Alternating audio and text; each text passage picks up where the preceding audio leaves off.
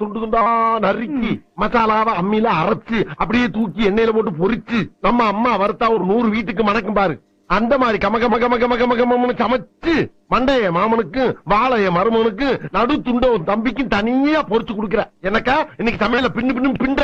இதுலதான் உன் தம்பி மேல எவ்வளவு பாசமா இருக்குன்றத பாக்க போறேன். அத்தை நான் மீன் குழம்பு வைக்கிறேன் அத்தை. கொஞ்சம் இருந்தா வந்துடுறேன். எங்கடா போற? மீனை வாங்கின வேட்டை கொடுத்துட்டு பக்கத்து தேட்டர்ல என் தலைவர் எம்ஜிஆர் படம் போட்டுக்க பாத்து காலைல வரந்தாயி. டேய் என்ன சித்தப்பா, நான் மீன் குழம்பு ரொம்ப நல்லா வைப்பேன். நீ நல்லா வைப்பேன்னு என்ன கேரண்டி? நான் கேரண்டிடா, அவர் சமைக்கும் போது நான் கூட தானே இருக்கேன். நம்பலாமா? நம்பலாம். சரிதா வச்சு கொடுத்தா நீயே வாங்கிக்கோ. அக்கா போயிட்டு ஒரு 5 நிமிஷத்துல வந்துருவா. 5 நிமிஷத்துல என்னடா பண்ண முடியும்? சரி கூட ஒரு 5 நிமிஷம் சென்று வர்றேன்.